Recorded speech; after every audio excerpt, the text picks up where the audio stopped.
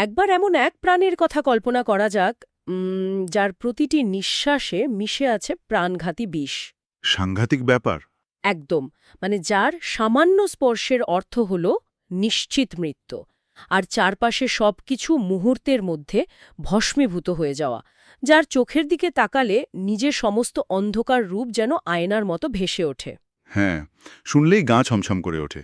ঠিক, কিন্তু আমাদের আজকের প্রাচীন সূত্র আর পুরাণগুলো ঘাটলে না, এক অদ্ভুত বৈপরীত্য চোখে পড়ে।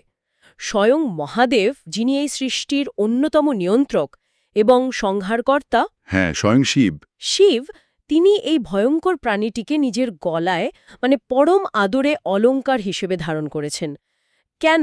মানে একজন ধ্বংসের দেবতাকে, এমন একটি ধ্বংসাত্মক প্রাণীকে নিজের এত কাছে রাখতে হবে কেন? দারুণ একটা প্রশ্ন। কারণ এই প্রাণীটি কেবল একটি সাধারণ সাপ নয়। তিনি হলেন সর্পরাজ বাসুকী।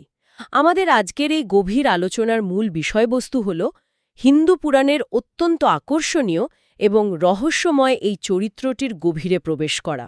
এবং চরিত্রটা কিন্তু খুব একটা সহজ নয়। পৌরাণিক আখ্যান আর অনেক শাস্ত্রীয় বিশ্লেষণ, এই সমস্ত সূত্র একত্রিত করে আমাদের আজকের লক্ষ্য হল একটা নির্দিষ্ট প্রশ্নের উত্তর খোঁজা। আচ্ছা। কিভাবে বাসুকী কেবল একজন শক্তিশালী নাগরাজ থেকে আত্মত্যাগ, অবিচল ভক্তি আর নিঃস্বার্থ নেতৃত্বের এক চরম প্রতীকে পরিণত হলেন? হুম। ঠিক আছে, চলুন বিষয়টি একটু খতিয়ে দেখি। চলুন। কারণ এই পুরো আখ্যানটি কেবল কোনো রূপকথার গল্প বা দেবদানবের যুদ্ধের বিবরণ নয়। এটি আসলে রাজকীয় ক্ষমতা এবং নিঃস্বার্থ আধ্যাত্মিক আত্মসমর্পণের মধ্যে ভারসাম্য বজায় রাখার এক অবিশ্বাস্য মাস্টার ক্লাস। মানে আপনি যদি প্রাচীন গ্রন্থগুলো থেকে পাওয়া বাসুকীর চিত্রটি দেখেন, তা অত্যন্ত বহুমাত্রিক। শুধু একটা দিক থেকে দেখলে এই চরিত্রের আসল নির্যাসটুকু অধরাই থেকে যাবে। ঠিক। পৌরাণিক আখ্যান অনুযায়ী বাসুকী হলেন মহর্ষি কশ্যপ এবং সর্পমাতা কদ্রুর পুত্র। কদ্রুর গর্ভ থেকে তো হাজার হাজার নাগের জন্ম হয়েছিল। যেমন শেষনাগ, তক্ষক। হ্যাঁ, হ্যাঁ, শেষনাগ, তক্ষক, কর্কটক বা কালিয়া। কিন্তু এই সবার মধ্যে বাসুকীর অবস্থান ছিল সম্পূর্ণ আলাদা। তার মাথায় ছিল এক অতি প্রাকৃত উজ্জ্বল নাগমণি। ও আচ্ছা। হ্যাঁ, আর এই মণির আলোতেই অন্ধকার পাতাল বা নাগলোক, যেখানে ওই রত্নখচিত প্রসাদ আর জ্ঞানের নদী দ্বৈত, সেটা সবসময় আলোকিত থাকত। মানে একটা জাদুকরি ব্যাপার আর কি। একদম। তার ৯টি ফণা, ৯টি দিক এবং মহাজাগতিক শক্তির প্রতীক। তিনি ছিলেন এই বিশাল নাগলোকের অবিসংগঠিত রাজা। এই জায়গাতেই না পুরাণের একটা মনস্তাত্ত্বিক দিক বেশ কৌতূহল জাগায়। মানে সাধারণত পুরাণ পাঠে আমরা তো জ্যেষ্ঠ ভ্রাতা শেষনাগের নাম খুব বেশি শুনি। হ্যাঁ, শেষনাগের পরিচিতিটা অনেক ব্যাপক। শেষনাগ হলেন সেই সত্তা যার ফণার ওপর গোটা পৃথিবীর ভারসাম্য টিকে আছে, হুম। যিনি ভগবান বিষ্ণুর শয্যা হিসাবে অসীম শক্তির প্রতিনিধিত্ব করেন। কিন্তু বাসুকী যেন এক সম্পূর্ণ ভিন্ন পথে হেঁটেছেন। ঠিক ধরেছেন। মানে একই পিতামাতার সন্তান হয়েও এই দুই ভাইয়ের পথ এতটা আলাদা হলো কিভাবে? আসলে শেষনাগ আর বাসুকীর এই বৈপরীত্যটা দুটি ভিন্ন বৈদিক দর্শনের প্রতীক।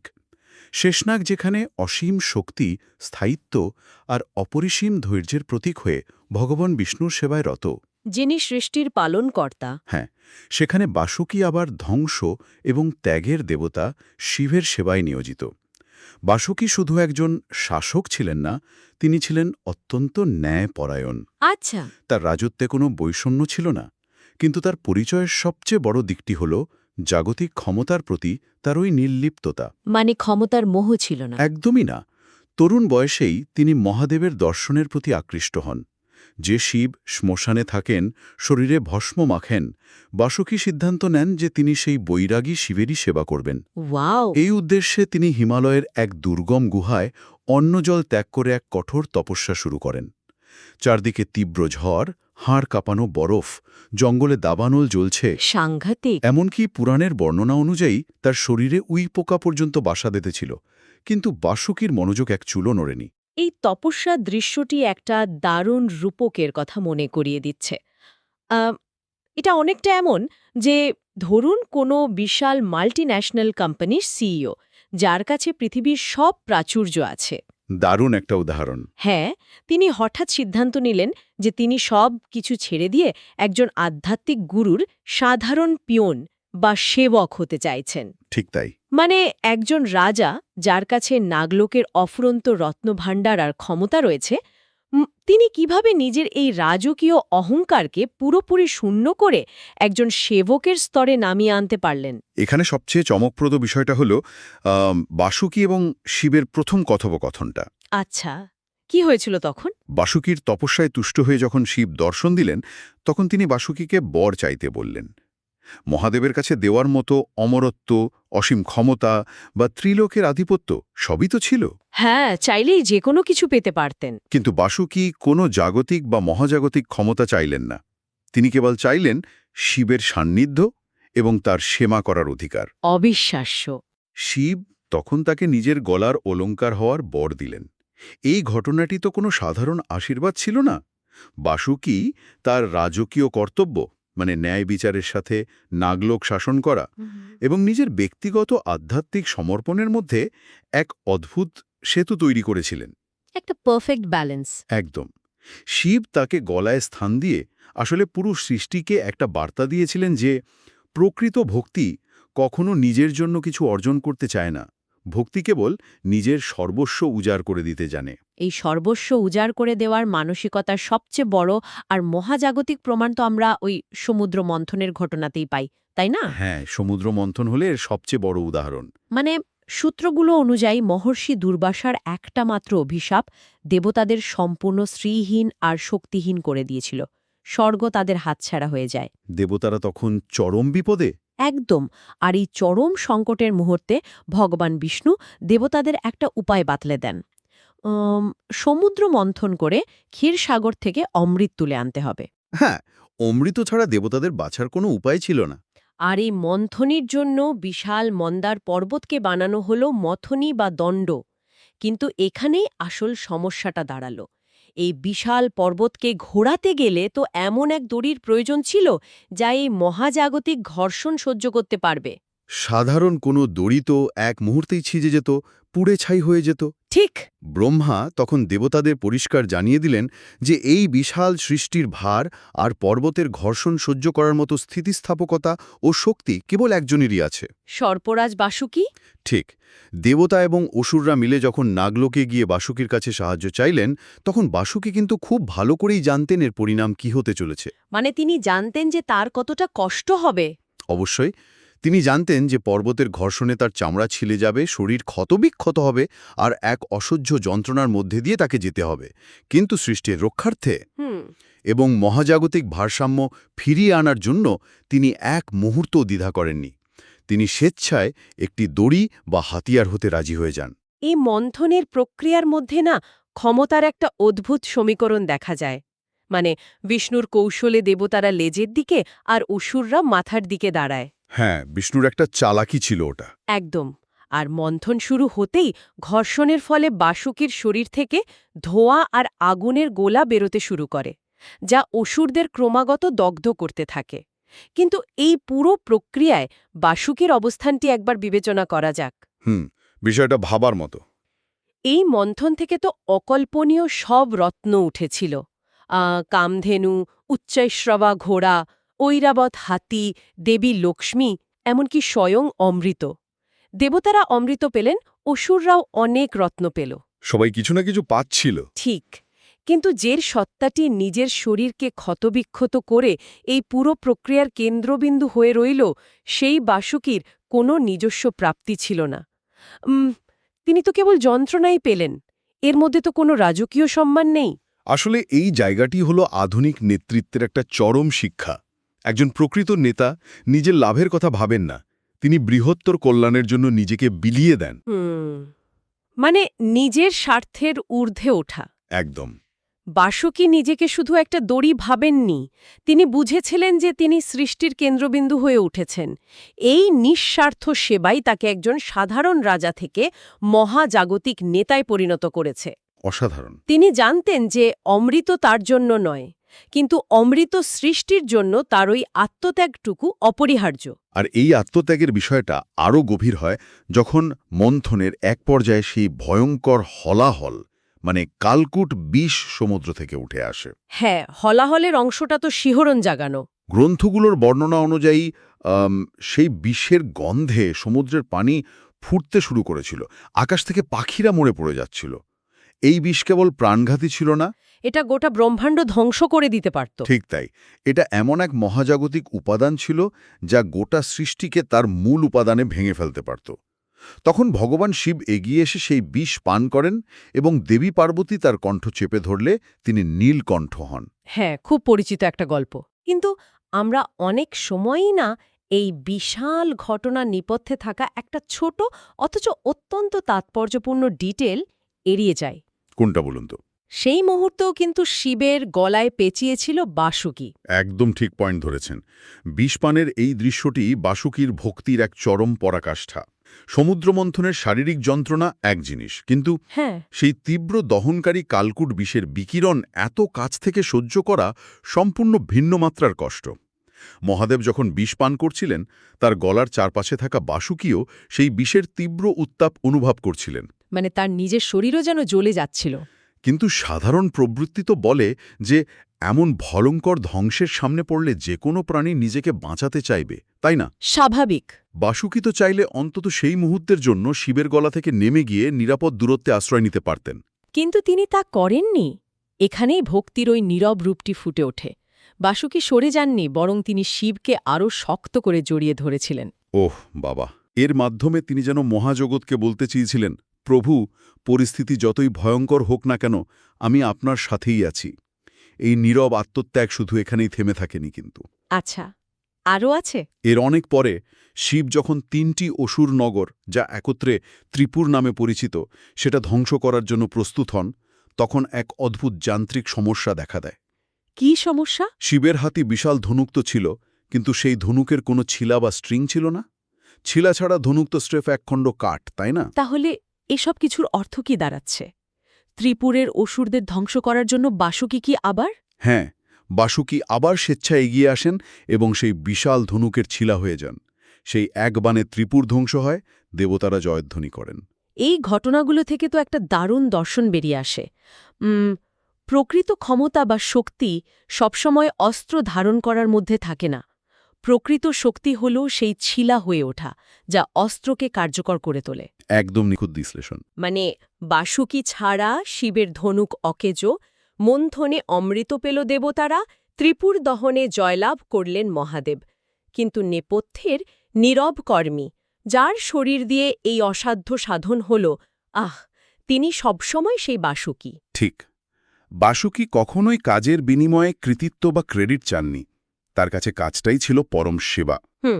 আধুনিক যুগে ম্যানেজমেন্ট বা সমাজবিজ্ঞানের ভাষায় আমরা যাকে সার্ভেন্ট লিডারশিপ বা সেবক নেতৃত্ব বলি, বাসুকী হলেন তার সবচেয়ে প্রাচীন এবং নিখুঁত একটা রূপরেখা। বাহ, দারুণ একটা সংযোগ। এটা কোনো আধুনিক কর্পোরেট বাজওয়ার্ড নয়, এটা একটা প্রাচীন পদ্ধতি যেখানে একজন নেতা সবসময় দলের বা বৃহত্তর সৃষ্টির সাফল্যকে নিজের সাফল্যের উপরে রাখেন। ঠিক, বাসুকির এই আত্মত্যাগের মহিমা আরও স্পষ্ট হয় যখন আমরা বুঝতে পারি যে তার এই সেবার মানসিকতার সবচেয়ে বড় পরীক্ষা কোনো অসুর বা দেবতার বিরুদ্ধে ছিল না। তাহলে কার বিরুদ্ধে ছিল? ছিল তার নিজেরই পরিবারের এবং বংশের উপর নেমে আসা এক ভয়াবহ সংকটের সময়। মহাজাগতিক স্তর থেকে আমাদের আজকের এই আলোচনা এবার অত্যন্ত ব্যক্তিগত আর মর্মান্তিক এক মোড় নিচ্ছে। হ্যাঁ, আপনি কদ্রুপ আর বিনতার সেই বাজির কথা বলছেন তো? একদম। ঘটনাটির সূত্রপাত হয় কদ্রু এবং বিনতার মধ্যে একটা বাজি ধরাকে কেন্দ্র করে। বাজিটি ছিল সমুদ্র মন্থন থেকে ওঠা উচ্চৈঃশ্রবা ঘোড়ার লেজের রং নিয়ে। হ্যাঁ, কদ্রু বলেছিলেন কালো আর বিনতা বলেছিলেন সাদা। আর আসলে লেজটি সাদাই ছিল, কিন্তু নিজের হাড় এড়াতে আর বিনতাকে দাসী বানানোর জন্য কদ্রু তার সন্তানদের মানে নাগদের নির্দেশ দেন ঘোড়ার লেজে এমনভাবে পেঁচিয়ে থাকতে যেন দূর থেকে তা কালো দেখায়। একটা প্রতারণা আর কি। হ্যাঁ, আর অনেক নাগ এই প্রতারণা করতে অস্বীকার করে। এতে ক্ষিপ্ত হয়ে কদ্রু তার নিজের সন্তানদেরই আগুনে পুড়ে মরার অভিশাপ দেন। ভাবা যায় নিজের জন্মদাত্রী মায়ের মুখ থেকে সন্তানদের প্রতি এমন ভয়ঙ্কর অভিশাপ। ঠিক, আর এই শাপটাই তো বহু যুগ পর এক বিধ্বংসী রূপ নিয়ে ফিরে আসে রাজা জন্মেজয়ের ওই বিখ্যাত সর্পযজ্ঞে। হ্যাঁ, কুরুবংশের রাজা পরীক্ষিত যখন তক্ষক নাগের কামড়ে মারা যান। তখন তার পুত্র জনমেজয় চরম প্রতিশোধ পরায়ণ হয়ে ওঠেন। তিনি শুধু তক্ষকে নয়, সমগ্র নাগজাতিকে ধ্বংস করার জন্য এক মহাযজ্ঞ শুরু করেন। এই যজ্ঞের মেকানিজম বা প্রক্রিয়াটি বোঝা খুব জরুরি। এটা তো কোনো সাধারণ যুদ্ধ ছিল না যেখানে তলোয়ার বা সৈন্য দিয়ে মোকাবেলা করা যায়। আচ্ছা, তাহলে বিষয়টা কিরকম ছিল? জন্মেজয়ের পুরোহিতরা যে বৈদিক মন্ত্র উচ্চারণ করছিলেন তা এক অমোঘ মহাজাগতিক মাধ্যাকর্ষণ বা বলা যায় অ্যাকোস্টিক গ্র্যাভিটি তৈরি করেছিল। Acoustic gravity? হ্যাঁ, এই মন্ত্রের প্রভাবে নাগলোকের ছোট বড় আবালো বৃদ্ধ বনিতা সব সাপ তাদের ইচ্ছার বিরুদ্ধে শূন্যে ভেসে গিয়ে সেই দাউ দাউ করে জ্বলা যজ্ঞের আগুনে পড়তে থাকে। নাগলোকে তখন শুধুই মৃত্যুর হাহাকার। এই ঘটনা কিন্তু আমাদের মনে একটা বড় প্রশ্ন তৈরি করে। কি প্রশ্ন? বাসুকী, যিনি শিবের গলার অলঙ্কার, যিনি সমুদ্র মন্থনের দড়ি হতে পারেন, তিনি কেন বলপ্রয়োগ করে এই যজ্ঞ থামালেন না? তার তো বিশাল সৈন্যবাহিনী ছিল। এতক্ষণ আমরা দেখলাম বাসুকী পুরো ব্রহ্মাণ্ডকে বাঁচাচ্ছেন, কিন্তু নিজের জাতিকে রক্ষা করার ক্ষেত্রে তিনি কেন একজন সাধারণ বালকের কাছে ছুটে গেলেন? হ্যাঁ, আস্তিকের কথা বলছেন। কারণ পুরাণ তো বলে যে নিজের প্রজাদের চোখের সামনে পুড়তে দেখে বাসুকী প্রথমবারের মতো কেঁদে ফেলেছিলেন, আর আস্তিক নামের এক তরুণ ব্রাহ্মণের পায়ের কাছে লুটিয়ে পড়েছিলেন। কেন? যদি আমরা এই ঘটনাটিকে বৃহত্তর প্রেক্ষাপটের সাথে যুক্ত করি, তবে একজন প্রকৃত রাজার চরম কর্তব্যের রূপটি বুঝতে পারব। বাসুকী তো জানতেন যে জনমেজয়ের এই যজ্ঞ কোনো শারীরিক যুদ্ধ নয়। এটা মন্ত্রের যুদ্ধ। একদম। বৈদিক মন্ত্রের এই মহাজাগতিক সমীকরণকে শারীরিক শক্তি দিয়ে ভাঙা অসম্ভব। তিনি যদি আবেগের বশবর্তী হয়ে পাল্টা আক্রমণ করতেন, তবে তার নাগজাতির সম্পূর্ণ ধ্বংস ডেকে আনত। আচ্ছা, মানে হিতে বিপরীত হতো। ঠিক তাই। এই চরম মুহূর্তে তিনি তার অহংকার ত্যাগ করেন। ব্রহ্মা পূর্বেই তাকে তার বোন জড়কারু এবং তার পুত্র আস্তিকের কথা বলেছিলেন। আস্তিক ছিলেন বেদ এবং মন্ত্রে পারদর্শী। একমাত্র তার জ্ঞানই পারত জন্মেজয়ের মন্ত্রের শক্তিকে প্রতিহত করতে।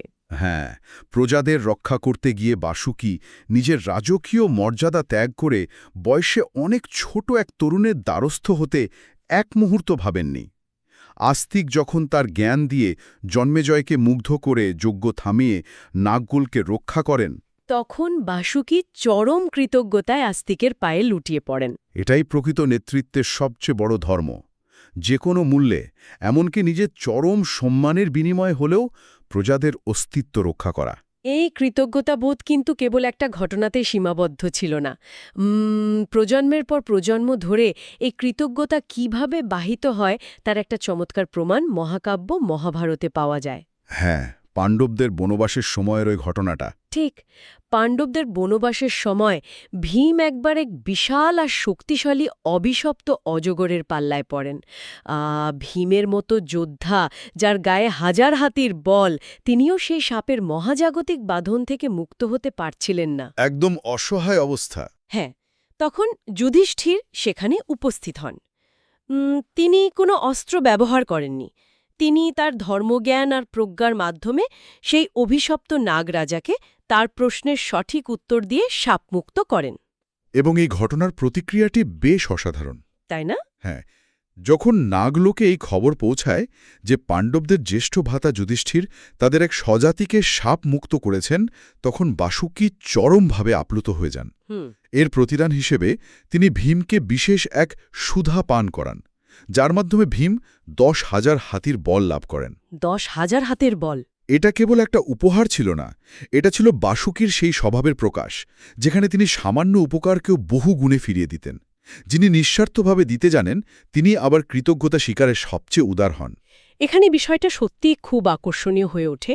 আমরা যদি এতক্ষণের এই পুরো যাত্রাপথটা বিশ্লেষণ করে, একজন রাজা যিনি নিজের রত্নখচিত সিংহাসন ছেড়ে নির্জন গুহায় তপস্যা করলেন, যিনি সৃষ্টির কল্যাণে নিজেকে ক্ষতবিক্ষত করে দড়ি হিসেবে সঁপে দিলেন, যিনি মহাদেবের বিষপানের নীরব সঙ্গী হলেন, আর প্রজাদের অস্তিত্ব রক্ষার্থে যিনি নিজের রাজকীয় অহংকারকে পুরোপুরি বিসর্জন দিলেন। অসাধারণ একটা জার্নি। এই সবকিছুর চূড়ান্ত স্বীকৃতিটা আসলে কোথা থেকে আসে? এর উত্তর লুকিয়ে আছে কুরুক্ষেত্রের যুদ্ধক্ষেত্রে। গীতার সেই শ্লোকটি। একদম। ভগবদ্গীতার ১০ম অধ্যায়, যাকে বিভূতি যোগ বলা হয়, সেখানে ভগবান কৃষ্ণ যখন অর্জুনকে নিজের বিরাট এবং অনন্ত মহাজাগতিক স্বরূপ দেখাচ্ছেন, তখন তিনি তার প্রতিটি সৃষ্টির শ্রেষ্ঠ রূপগুলোর নাম নিচ্ছিলেন। আর সেই পর্যায়ে তিনি বলেন, সর্পদের মধ্যে আমিই বাসুকি। এর চেয়ে বড় এবং চূড়ান্ত স্বীকৃতি আর কি হতে পারে? স্বয়ং ঈশ্বর নিজেকে বাসুকির সমতুল্য বলে ঘোষণা করছেন। সত্যিই তাই। আজকের এই সমগ্র আলোচনার নির্যাস টানলে দেখা যায় বাসুকি আমাদের শেখান যে ক্ষমতার মঞ্চে বসে থাকা বা মুকুট পরার নাম নেতৃত্ব নয়।